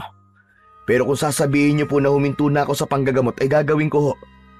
Hindi ko po intensyon na palitan kayo sa lugar na to dahil naniniwala po ako na hindi ko po matatapatan ang pagtulong na nagawa niyo rito sa Baryo Masinsing. Ano ba sinasabi mo, Juanito? Hindi mo ako inagawan dahil ang totoo ay ginawan mo pa ako ng isang malaking pabor. Salamat sa iyo kasi sa wakas ay may makakatulong na ako sa panggagamot. Kahit paano ay makakapagpahinga na ako. Gumaan ang pakiramdam ni Juanito sa sinabi ng matanda at hindi niya napigilan ang mapangiti. Ngunit sa kabila ng papuri at pagtanggap sa kanya ni Apong Julio, ay isang bagay pa rin ang bumagabag sa kanyang isipan. Natakot siya na baka may makaalam sa nagawa niya noon. Wala siyang ideya kung tatanggapin pa siya sa Baryo Masinsing kapag nalaman ng mga tao roon na may isang batang babae ang nasawi matapos niyang gamutin. Sa paglipas ng mga araw, ay unti-unti nang nasanay si Juanito sa bagong buhay niya sa Baryo Masinsing. Hindi na niya iniwasan at tinanggihan ang mga taong lumalapit sa kanya upang magpagamot. Sa halip, tinanggap niya muli ang kanyang tungkulin at buong puso niyang ginamit ulit ang kanyang kakayahan sa panggagamot. Dahil doon ay bumalik na ang tiwala niya sa sarili at sa kanyang kakayahan. Napagtanto niyang kahit saan siya magpunta ay hindi niya matatakasan ang kanyang tungkulin na tumulong sa mga may sakit. At sa bawat taong napapagaling ni Juanito ay lalo lang nakikilala ang kanyang pangalan sa buong baryo. Hindi nagtagal, naging tanyag siya sa Baryo Masinsing bilang isang manggagamot na walang hindi napapagaling. Ang pangamba niya dati na baka muli siyang magkamali ay unti-unting napalitan ng kumpiyansa at kasiyahan sa tuwing may napapagaling siyang may sakit. At sa unang pagkakataon, matapos ang trahedyang bumago sa kanyang buhay noon, ay naramdaman niya ulit ang tunay na halaga ng kanyang kakayahan. Isang araw, biglang nabalot ng takot ang buong Baryo Masinsing matapos kumalat ang balitang may aswang na namataan ang ilang residente nung nagdaang gabi. Ayon sa mga nakakita, isang matangkad na aswang na may mahahabang kuko at pulang mga mata ang gumagala na tila naghahanap ng mabibiktima. Ang takot ay mabilis na lumaganap at halos lahat ng tao ay nagkulong na lamang sa kanilang mga bahay bago pa man lumubog ang araw. Habang abala naman si Juanito sa pagpapahinga, matapos ang maghapong panggagamot, ay dumating si Kapitan Teodoro. Napansin ni Juanito ang pagkabahala sa mukha ni Kapitan Teodoro. Kahit hindi siya nagtanong, ay nagsalita na ang kapitan. May masamang balita, Juanito. May nakita raw na aswang kagabi sa may kakahuyan. Hindi natin maaaring ipagsawalang bahala ito. Kaya napagdesisyonan ko na magronda kami ng mga tanod gabi-gabi para tiyakin ang kaligtasan ng mga taga-baryo. Kahit wala pang nabibiktima ang aswang na yon, ay kailangan kumilos na kagad kami. Kapitan Teodoro, gusto niyo po bang tumulong po ako sa pagroronda? Sigurado ka ba, Juanito? Mas mainam kung manatili ka na lamang rito sa bahay at ipagpatuloy ang panggagamot. Baka mas kailanganin ka sa amin kung sakaling meron sa amin na masaktan. Ang totoo po niyan, Kapitan Teodoro, bago po ako nagsimula sa panggagamot ko, ay sanay na po ako lumaban sa mga aswang. Hindi lang po sa panggagamot ko ginagamit ang mutya ng San Benito, kundi proteksyon ko rin po ito laban sa mga aswang. Saglit na natahimik si Kapitan Teodoro. Tinignan nito si Juanito na waring iniisip kung totoo ang kanyang sinasabi. Sa huli ay tumango si Kapitan Teodoro at bahagyang napangiti. Kung ganon, malaking tulong ka sa amin, Juanito. Sige, payag na akong tumulong ka sa pagroronda. Isang ngiti lang ang isinagot ni Juanito. Masaya siya na hindi lang sa pagpapagaling ng mga may sakit siya makakatulong, kundi sa pagtugis na rin sa aswang na gumagala sa baryo Masingsing. Kinagabihan ay nagsimula na ang pagroronda ni Juanito at Kapitan Teodoro kasama ang mga tanod. Lahat sila ay may dalang sandata, gaya ng sibat, itak, at pamalong yari sa matitibay na kahoy. Si Juanito naman ay may hawak na itak. Habang naglalakad sila sa gitna ng kadiliman patungo sa kagubatan, ay isang malakas na sigaw mula sa isang babae ang pumunit sa katahimikan. Nagkatinginan sina Juanito at Kapitan Teodoro at agad silang kumilos. Mabilis nilang tinungo ang pinagmumulan ng sigaw hanggang sa isang babaeng tumatakbo at takot na takot ang kanilang nakasalubong. Sa likuran ng babae ay doon nila nakita ang isang aswang na nakasunod sa babae. Matangkad ang aswang, payat na parang tuyot na tuyot ang katawan. Mahahaba ang mga kuko at ang mga mata nitong namumula ay tila kumikislap sa dilim. Walang pag-aalinlangan na humarang si Juanito sa harapan ng aswang. Itinaas niya ang kanyang itak upang ipakita sa aswang na hindi siya natatakot dito. Napahinto ang aswang at sa galit nito, umangil ito ng malakas habang matiim na nakatingin kay Juanito. Sa halip na umatake ang aswang, ay bigla itong umatras. Tila natakot yon sa dami ni Juanito. Mabilis na tumakbo ang aswang, kaya agad na nag-utos si Kapitan Teodoro na habulin ang aswang. Mabilis nilang sinundan ang tumatakas na aswang, pero masyado yung mabilis, kaya mabilis din yung nawala sa paningin nila at hindi na nila alam kung saan yon nagsuot. Huminto sina Juanito at Kapitan Teodoro na kapwa hinihingal dahil sa pagtakbo. Pinakiramdaman nila ang paligid, ngunit wala na ang presensya ng aswang. Ang bihira. Kung ganun pala, totoo mga kwento na may aswang na nga dito sa baryo Masingsing. Dati na po ba may aswang dito, Kapitan? Wala, Juanito. Ngayon lang nagkaroon ng aswang sa lugar na ito. Kaya nga nagtataka kami kung bakit biglang may pag-atake ng aswang na nangyayari. Natahimik si Juanito at naramdaman niya ang malamig na hangin na yumakap sa kanya. Hindi niya mawari, pero tila meron siyang koneksyon sa aswang na yon. Kanina, nang nakita niya ang aswang, ay parang pamilyar yun sa kanya, pero hindi lang niya maalala kung saan niya ito nakita. Sa mga sumunod na gabi, ay patuloy pa rin ang pagroronda ni Juanito at Kapitan Teodoro, kasama ang mga tanod ng baryo Masingsing. Hindi sila pumalya sa pag-iikot upang makasiguro na ligtas ang mga tao roon. Ngunit sa kabila ng kanilang pagbabantay, ay hindi na muling nagpakita ang aswang. Wala na ring naiulat na umatake o merong ibang tao na nakakakita rito.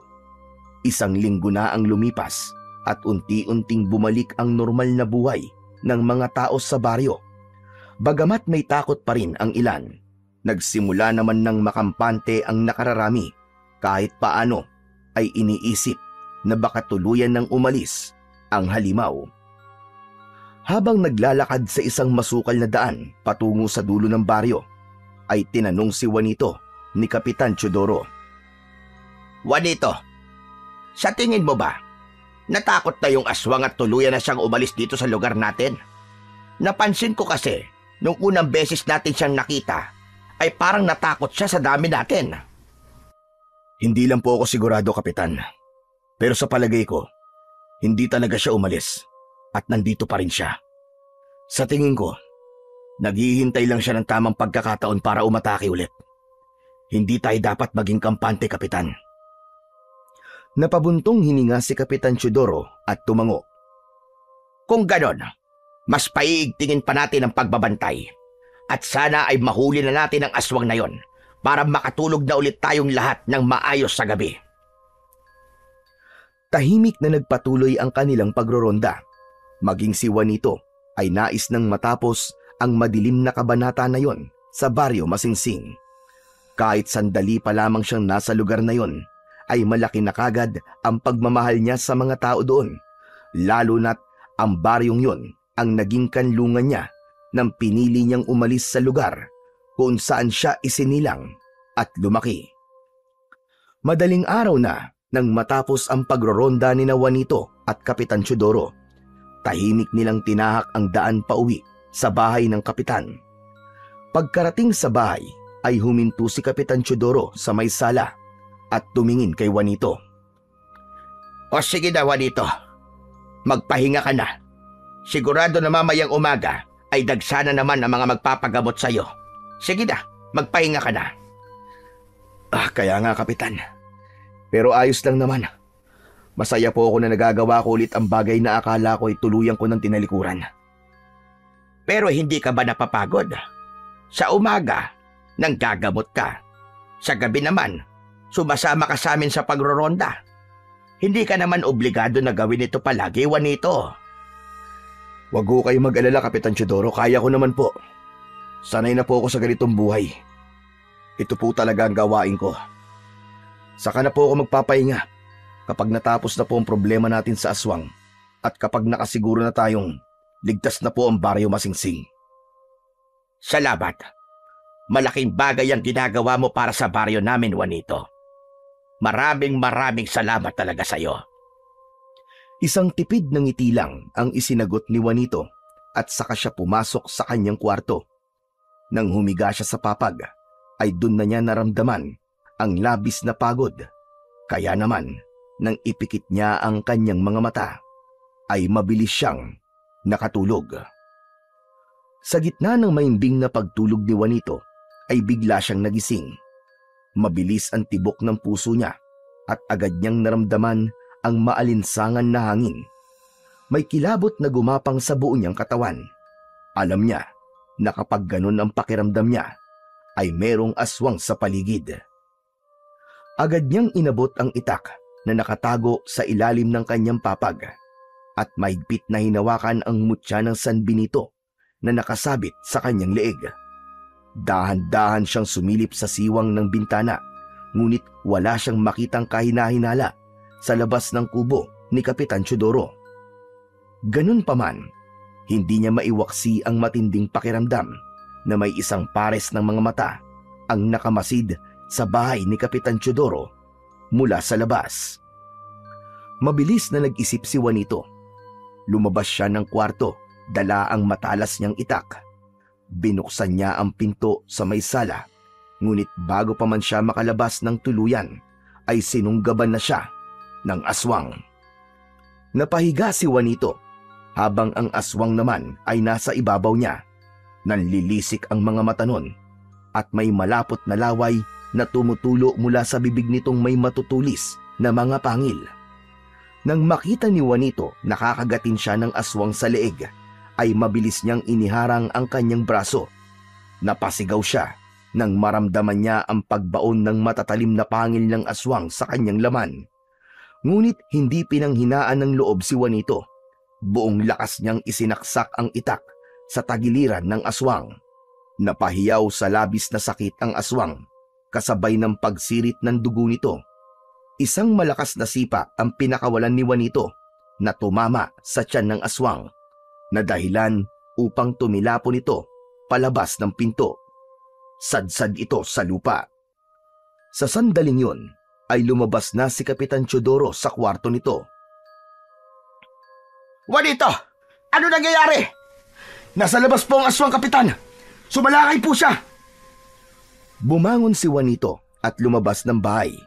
Mabilis niyang iginala ang tingin sa paligid, ngunit hindi niya nakita ang aswang. Ganun pa man, ramdam na ramdam pa rin niya ang presensya nito sa paligid, kaya alam niyang nasa paligid lang niya ang kalaban. Lumabas si Kapitan Teodoro na may hawak ding itak. Nasaan ang aswang? Nasaan? Magpakita kang aswang ka! Kapitan, mag-ingat kayo.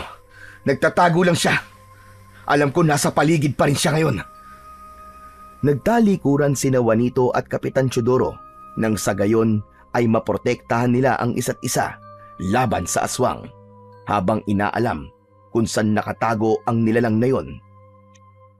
Marahan silang umikot habang mahigpit na hawak ang kani-kanilang sandata. Ngunit nagulat si Juanito nang marinig niyang sumigaw si Kapitan Teodoro sa likuran niya. Paglingon niya ay nanlaki ang kanyang mga mata nang makitang hawak ng aswang sa braso ang kapitan, habang hinihila ito palayo sa kanya.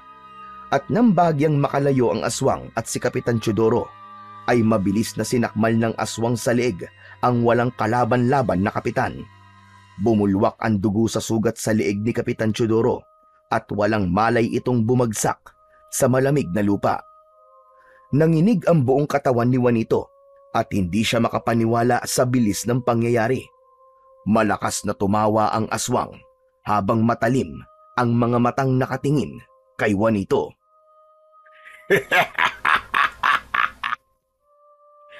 Hindi ko inaasahan na dito pa tayo muling magkikita, Juanito. Diablong buwang ka! Paano mo nalaman ang pangalan ko? Matagal na kitang kilala, Juanito. Ikaw ang manggagamot na gumamot sa batang babae na anak ni Amado. Tutal, alam ko naman na mamamatay ka na ngayong gabi. Kaya aaminin ko na sa'yo na ako ang kumulam sa kanya. Ako ang dahilan kung bakit namatay ang batang yon. Alam kong ginamit mo mutya ng San Benito para saktan ako gamit ang katawan ng anak ni Amado. Kaya nang makita ko na ginamit mo mutyang yon sa baryo na to, ay nalaman ko na ikaw ang sumubok na kontray ng pagkulam ko sa batang yon. Hayop ka! Diablong buwang ka talaga! Pero ang sabi mo nun ay ititigil mo ng pagkulam mo kay Isay. Wala kang isang salita! Sa tingin mo ba, ganun ako kadaling susuko? Nilinlang lang kita, Juanito. Wala kang kaalam-alam na hindi ko binitiwan ang batang yon. At ang nakakalungkot lang, walang nagawa ang medalyong binigay mo sa kanya para protektahan siya. Kung sinubukan mo sirain ang sumpa gamit ang katawan ng anak ni Amado, kasalanan itong lahat ni Amado. Gusto ko siyang parusahan. Gusto kong magiganti sa kanya. Kung hindi niya kami pinalaya sa lupa niya, hindi kami sasakay ng bangka ng pamilya ko at hindi mamamatay ang buong pamilya ko sa paglubog ng bangkang iyon. Walang kasalanan si Amado sa pagkabatay ng pamilya mo. Anong wala? Kasalanan ni Amadong lahat yun. At ikaw, Juanito, kailangan mo na rin mawala sa baryo na ito dahil inagaw mo ang atensyon ng mga tao sa akin. Masyado kang pasikat. Anong ibig mong sabihin?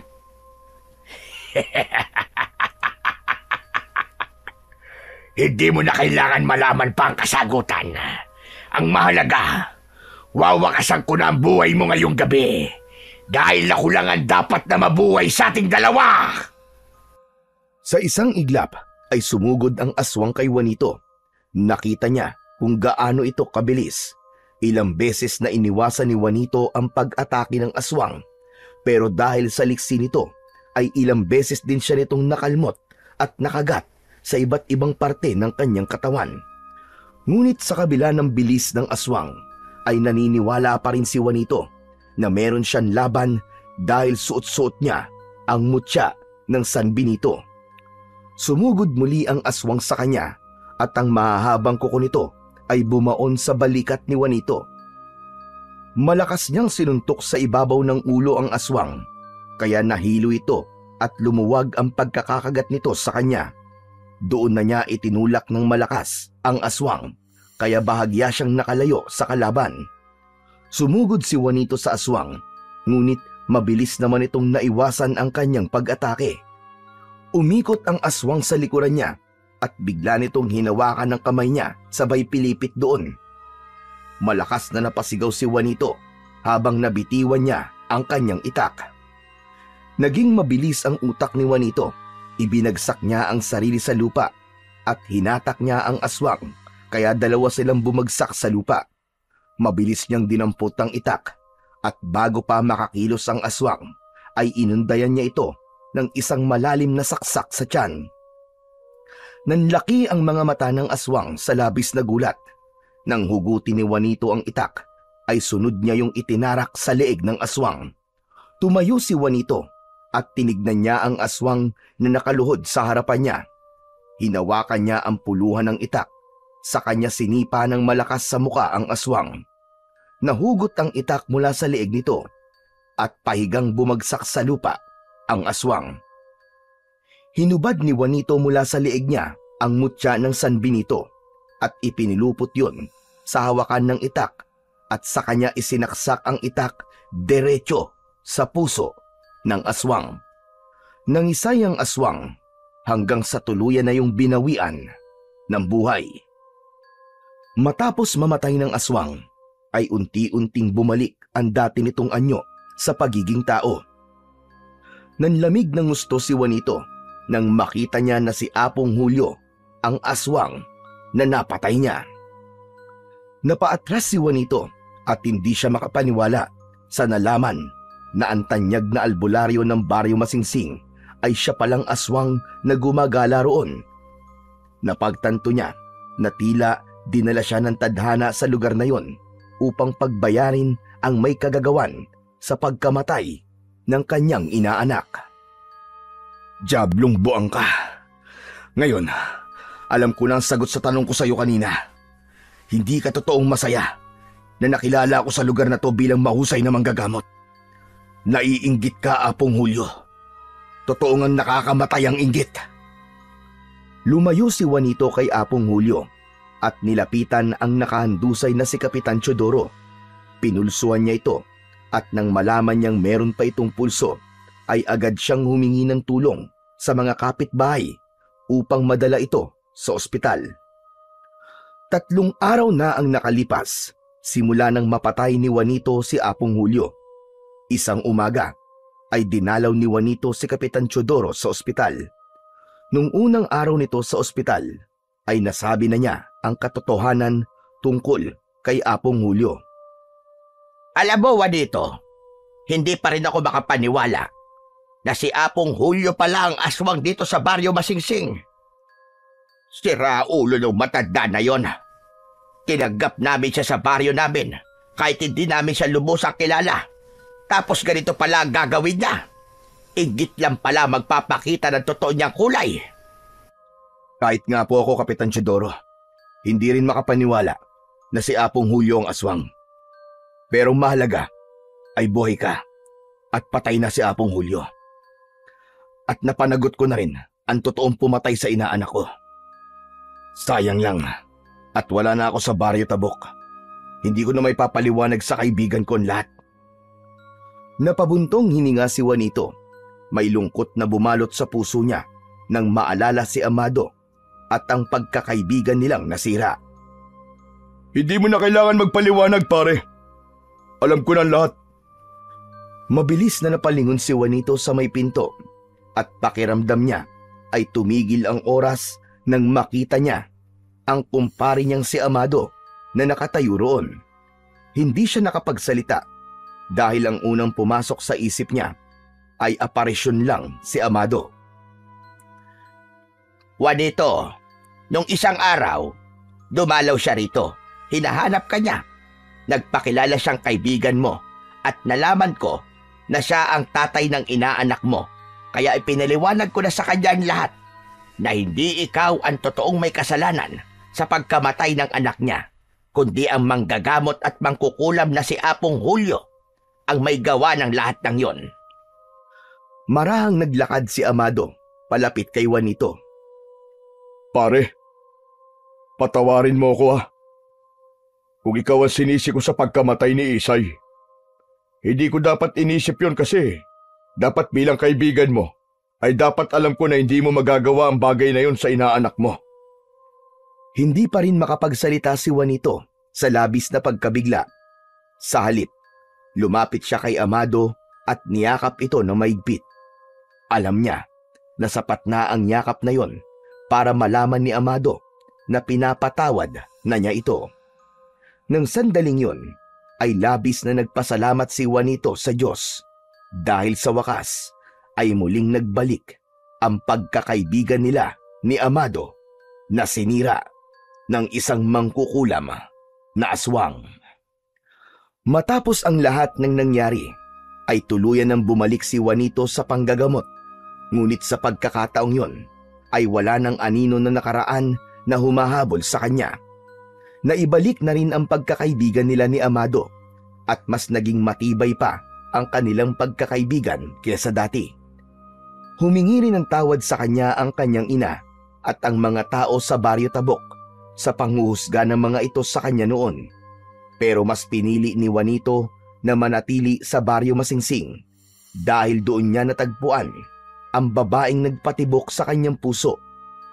Hindi nagtagal ay nagpakasal na sila ng kanyang nobya at nagsimula na silang bumuo ng sarili nilang pamilya. Nabuhay sila ron ng payapa at masagana at nirerespeto ng mga tao.